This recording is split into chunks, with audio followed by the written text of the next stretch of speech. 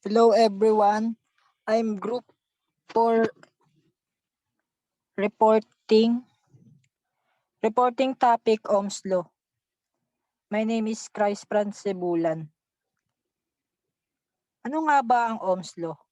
Ohms Law, the relationship between voltage, current, and resistance in any DC electrical circuit was firstly discovered by the German physicist na si George Ohm. George Ohm was a German physicist found that at a constant temperature that the electrical current flowing through a fixed linear resistance is directly proportional to the voltage applied across it, and also inversely proportional to the resistance. This relationship between the voltage, current, and resistance form the basis of Ohm's law. Si George Ohms daw ay isang physics na nakadiskubre ng isang electrical na tuloy-tuloy ang pagdaloy sa isang linya.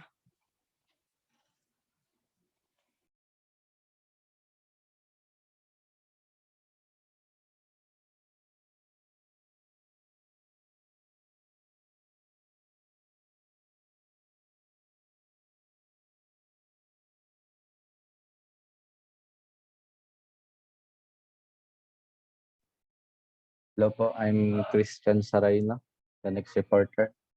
So bago po muna tayo pumunta dun sa tinatawag nating Ohm's Law na formula is kailangan muna natin ano nga ba tong malaman ko ano tong si voltage, si current, si resistance, yung relationship nila.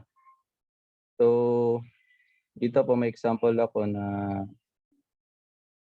pwede po dun sa voltage, resistance, saka sa current.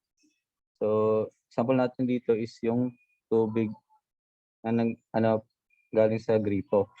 So isipin na lang natin na yung tubig na yun is yung kuryente natin. So si voltage, the force of motivating charge carries to the flow in the circuit is called voltage. Voltage is a specific measure of potential energy that is always relative between 2 points. So doon nga sa example ko sa tubig, no? So kung isipin natin yung tubig na yun, example natin is siya yung voltage natin. Tatawag natin na potential difference. So nandun sa tubig, siya yung kuryente. Si voltage natin, siya yung pressure natin doon. Siya yung tumutulak doon sa tubig para sa pag-agos. So, next po. Si current is an electric circuit is formed when a conductive path is created to flow circuit charge to continuously move. This continuous movement of electric charge through the conductors of a circuit is called a current, and it is often referred to in terms of flow, just like the flow of a liquid through a hollow pipe. So, kung si current si voltage natin, siya yung natin doon, yung tumutulak sa pag-agos ng tubig. O si current, siya yung flow o yung agos ng tubig natin. So, si resistance naman natin, current tends to move through the conductor with some degree of friction or opposition to motion. This opposition to motion is more properly called resistance. The amount of current in a circuit depends on the amount of voltage and the amount of resistance in the circuit to oppose current flow. So si resistance, kasi an example ko, pwede natin siyang siya yung faucet natin or yung ating gripo. Kapag mataas yung ating current, baba yung resistance natin, or pag sinarado mo yung gripo is bababa yung current natin, yung flow niya. So ito yung tinatawag nating yung inversely proportional. Pag mataas si resistance, bababa yung ating current. Ganoon din po pag mataas si current natin, bababa yung resistance natin. Ito tinatawag inversely proportional. Pagdating naman kay voltage natin, pag mataas si voltage natin, tataas yung current natin tsaka yung resistance. Ganun din po yun. So, next po. So next naman po is, my name is Jen Michael Acopiado and I'm going to report about Ohm's Law.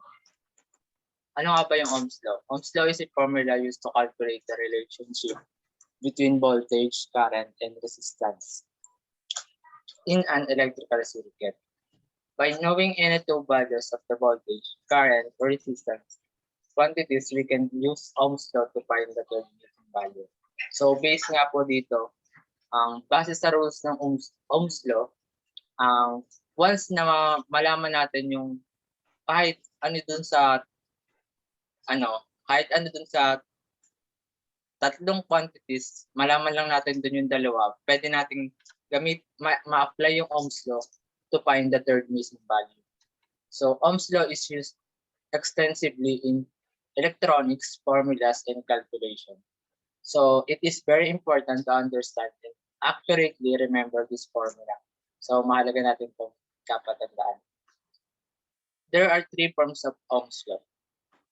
P is equal to I times R, and I is equals to B over R, and R is equals to B over I.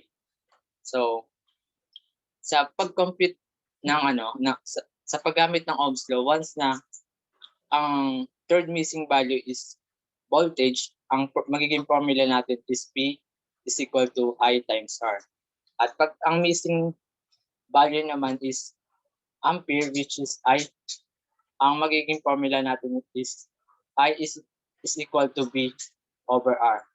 And pag sa resistance naman yung missing value, ang magiging formula natin is R is equals to B over I.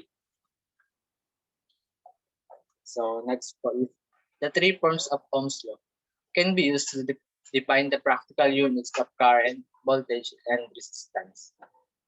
Ampere is equals to volt over ohm, and volt is equal to ampere times ohm, and ohm is equal to volt over ampere. So dito naman po, unit of measurement, volt, ampere, and ohm. So makikita natin sa table, sa quantity sa current, ang symbol niya is I, which stand for intensity. And sa unit of measurement naman niya is ampere. And unit of abbreviation is A. Sa voltage naman is symbol niya is E or B. Yung E stand for electromotive force and B for volt. Sa E, kadalasan siyang ginagamit kapag ang source ng energy is from the battery or generator. And sa unit of measurement naman, sa voltage is volt, and sa unit of abbreviation is P. Sa resistance, symbol niya is R, unit of measurement is ohm, and unit of abbreviation is Greek letter omega, or parang hawig siya ng horseshoe. So ito yung pinaka kailangan natin tandaan, Ohm's Law triangle. Lagi natin tandaan yung BIR. So kapag voltage yung hinahanap, B is equal to I times R. And kapag naman ampere yung hinahanap, is ang magiging formula natin is I is equal to B over R. And kapag resistance ulit yung hinahanap, ang magiging formula natin is R is equal to B over I. So dito mapapansin natin na nasa taas lagi yung B or lagi siya nauuna. So kailangan natin tandaan lagi yan na dapat nasa unahan or lagi nasa taas yung B or yung voltage.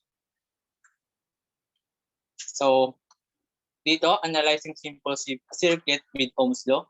So sabi nga sa rules ng Ohm's Law kanina, once na malaman natin yung two values dito sa three quantities, pwede natin ma-apply yung Ohm's Law para mahanap yung third missing value. So punta tayo sa example. Dito sa example number 1, ang given na yung voltage and resistance, which is 10 volts for voltage and 3 ohms for resistance. So ang third missing value niya is ampere. So ang magiging formula natin is I is equal to V over R. And ang solution, dito sa solution, transpose na lang natin yung 10 para sa voltage and 3 para sa resistance, which is, ang magiging sagot is 3 ampere. So, meron Sa tayong next next example pa. Meron tayong given data is 5 amperes and 6 ohms. So, yung wala natin dito is yung voltage natin. So, yung magiging formula natin dito is V equals to I times R. So, gagawin natin is ita-times natin yung amperes natin saka yung resistor natin.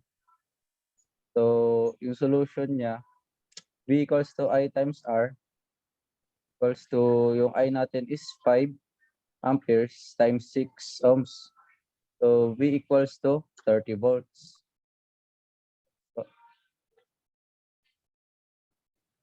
Third example naman, nakikita po natin sa picture, meron tayong 6 volts and 3 ampere. So, ang findings po natin is yung resistance. Meron po tayong given na 6 volts and 3 amperes. So, ang formula po natin is R equals to B over R. Solution. R equals to B over R. Volts have 6 and ampere has 3. So, ang sagot po is 2 resistance.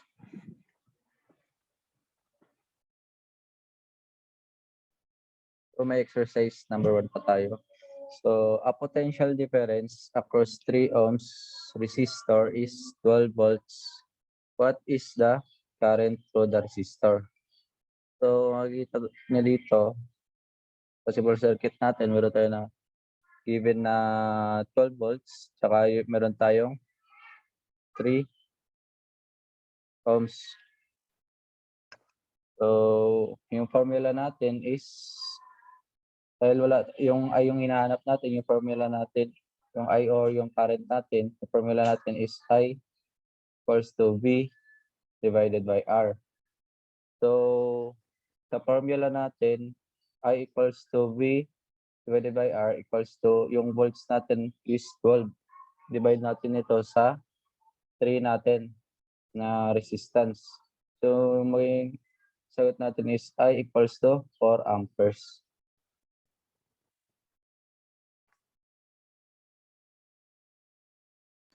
So next is exercise number 2. An electronic device has a resistance of 2 ohms and a current of 5 ampere. What is the voltage across the device? So since dito, given na yung resistance and current, which is 2 for the resistance and 5 ampere for the current. So the third missing value is voltage. So ang magiging formula natin is P is equal to I times R. So sa solution natin, transpose lang natin yung resistance and current, 5 for the ampere and 2 for the resistance. Ang magiging sagot natin is B is equal to 10 volt. So yun lang po.